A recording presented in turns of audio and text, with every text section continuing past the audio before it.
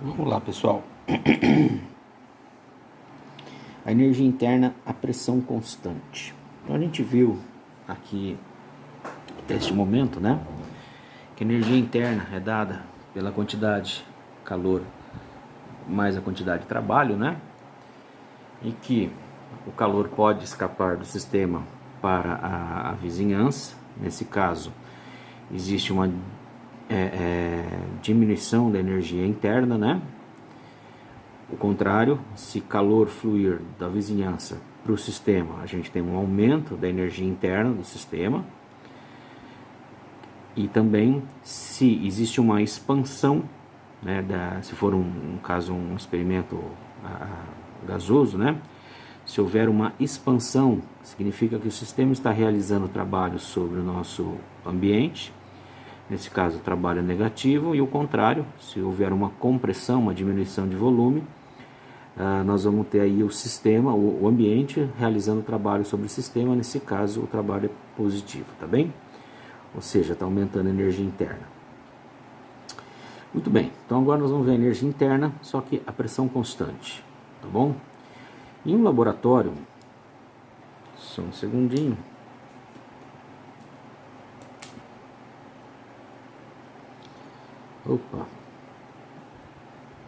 Um laboratório é mais fácil fazer um experimento a pressão constante, ou seja, quando você vai fazer um experimento ali numa bancada, certo? Qualquer experimento que você vai fazer, a pressão é a pressão externa, a pressão constante, é bem mais tranquilo para nós químicos trabalharmos dependendo do que a gente estiver estudando, né?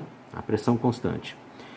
Nos sistemas abaixo, o pistão flutua livremente. Então, o que a gente tem aqui? Um cilindro com um pistão, tem uma massa, tá certo? Que faz uma oposição à expansão desse gás que, porventura, esteja contido dentro desses cilindros, tá bem? Então, ó, aqui no sistema que vamos definir como 1, tá? E esse definir como 2. O que a gente observa? Que a pressão 1, né, ou seja, a pressão desse sistema, vai ser igual à pressão que essa oposição, né, essa massa está exercendo sobre o sistema. Então, o sistema está em equilíbrio, né? Aqui nós vamos ter a pressão 1 desse gás, submetido a uma temperatura 1 e a um volume 1, certo? Essa pressão, de novo, é definida pela pressão de oposição, que está relacionado com essa pequena massa que está em cima aí do pistão, né?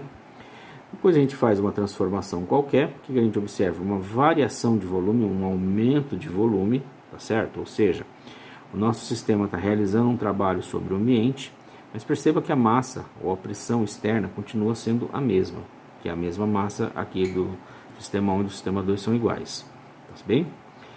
Nós vamos ter agora um volume aqui que é maior e uma temperatura que muito provavelmente vai ser maior também devido à expansão do gás, beleza? Então, ó, o que a gente vai observar? Que a energia interna, né, a variação da energia interna é dada pelo calor, pelo trabalho. A variação da energia interna é o calor mais o trabalho nesse caso aqui menos P delta V, tá bem? Isolando o calor, né, passando o termo P delta V para o outro lado, a gente vai ter que a variação da energia interna mais P delta V é igual ao calor. A variação da energia interna é a variação da energia interna final menos a variação da energia interna inicial, então o 2 menos o 1, mais P delta V. Delta V é o volume 2, que é o volume final, menos o volume 1. Tudo isso é igual à quantidade de calor desse sistema. Então, rearranjando aqui as variáveis aqui, né? O 2 menos o 1, mais PV2 menos PV1, igual à quantidade de calor. Rearranjando de novo a equação, né, a álgebra da equação, eu vou ter aqui o 2 mais PV2 menos o 1 mais PV1, tá certo? É a quantidade de energia interna final mais a quantidade de trabalho menos a energia interna inicial e a quantidade de trabalho que teria lá, tá certo? Tudo isso vai dar o calor dentro desse sistema aí, né?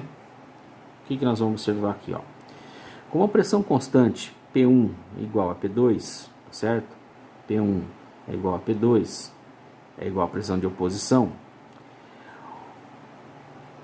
P e o V do sistema dependem do estado, tá certo? Do estado inicial e do estado final. O produto, então, PV, pressão vezes o volume, também será uma função do estado do sistema. Vai depender só do estado inicial e do estado final. Então, nós vamos ter que a energia interna mais PV, tá certo? Energia interna mais PV, isso aqui também vai ser uma variável de estado, porque neste caso, né, para esse sistema, o produto da pressão vezes volume é uma variação de estado, porque só depende do estado inicial e do estado final, tá bom? Como a combinação de variáveis de estado, U mais PV também é uma variável de estado, assim nós vamos definir o que? Uma outra variável de estado que vai ser chamada de entalpia, dada pela letra H, tá ok?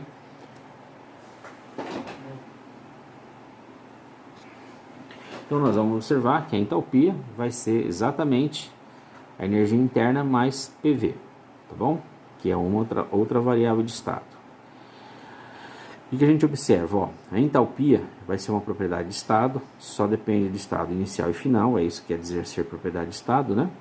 Ela é extensiva, que significa isso, que ela depende da quantidade de matéria, certo? Ou seja, se eu tiver 1 mol de uma substância, ela vai ter uma entalpia X. Se tiver 2 mols, a entalpia dela vai ser 2x. Se tiver meio mol, vai ser meio x, tá? Ou seja, a entalpia vai depender da quantidade de matéria que nós estamos lidando aí, ou seja, o número de mol, tá bom? Nós vamos definir a variação de entalpia, tá certo? Como ΔH. O ΔH vai ser dado pela entalpia final menos a entalpia inicial. Ou seja, a variação de entalpia vai ser a entalpia dos produtos menos a entalpia dos reagentes, sempre, tá ok? Então, quando nós vamos medir a entalpia, vai ser, grosso modo, uma medida da energia interna, tá bem? Um sistema que esteja a pressão constante, né? Imagina um sistema que a gente trabalha num laboratório com líquidos e que a variação de volume é praticamente inexistente, a pressão é constante. Então, nesses casos, né, onde a gente não tiver uma boa variação aqui de volume, né, nem de pressão, a gente está trabalhando a pressão constante, a entalpia vai ser uma boa leitura aí da energia interna, a variação da entalpia vai ser uma boa leitura da variação da energia interna do sistema, ok? Em um processo, a pressão constante, que é o que a gente normalmente faz no laboratório, né, o calor extraído da vizinhança é igual ao aumento da entalpia do sistema, ou seja, se calor está fluindo da vizinhança para o nosso sistema, tá certo? Nós estamos aumentando o que? A entalpia desse sistema e, por consequência, a energia interna, tá? Mas agora a gente vai trabalhar mais com a entalpia. Ela é uma grandeza, né? Uma função, uma propriedade de estado mais importante aí para a gente, que a gente trabalha mais facilmente, como químicos, tá? A entrada de calor da vizinhança para o sistema aumenta a entalpia do sistema, então o ΔH vai ser maior que zero. Esse processo vai ser chamado de endotérmico. Então, o que vai ser o endotérmico? Processos endotérmicos vão ter ΔH positivos, né, maior do que zero, e significa que o calor está fluindo do ambiente, tá certo? Da vizinhança para o sistema. Lembra que o calor sempre flui do corpo de maior temperatura para o de menor temperatura. Então, nesse caso aqui, alguma coisa aconteceu, se o sistema estava originalmente em equilíbrio térmico, alguma coisa aconteceu aqui abaixando a temperatura, de forma que o calor vai fluir da vizinhança para o sistema, tá bom? O oposto, ou seja, o calor cedido para a vizinhança é igual à diminuição da entalpia do sistema. Então vamos ver esse sistema aí, né? Então olha só, lembro de novo, tá?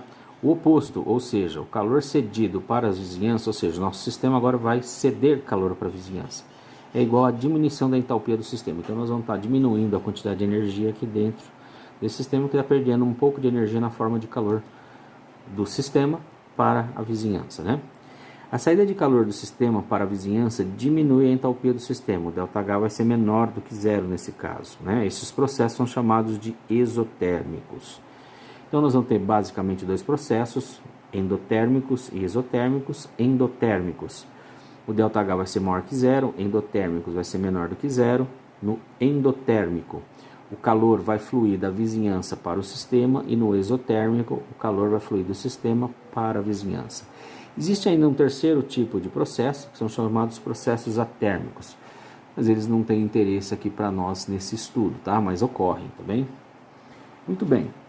Quando a gente for lidar com exercícios, né, de entalpia, nós vamos observar basicamente, né, para vocês que vão se tornar professores aí, praticamente 5 grandes blocos de exercícios agrupados, né, os exercícios, né? Então vão existir exercícios envolvendo quantidades, né, 1 mol tem tanta entalpia, 2 mols tem tanta entalpia, tantos gramas da substância, qual o ΔH, coisas desse tipo, né? Vão ter exercícios envolvendo gráficos, muitas vezes esses exercícios envolvendo gráficos aparecem gráficos da quantidade de entalpia das substâncias, né? Depois vão ter entalpias de formação, de reação, a gente vai ver o que é entalpia de formação, é importante o conceito da entalpia de formação de uma substância, né? Depois vamos ver a lei de Hess. A lei de Hess diz, grosso modo também, que não interessa o caminho percorrido por um processo, o que interessa é o início e o final, uma vez que nós estamos lidando com funções, propriedades de estado aqui, né? E o último tópico aqui nós vamos ver nos tipos de exercícios de entalpia, são chamadas entalpias de ligação, tá? Esse tipo de exercício está mais vinculado a exercícios de ensino médio, tá?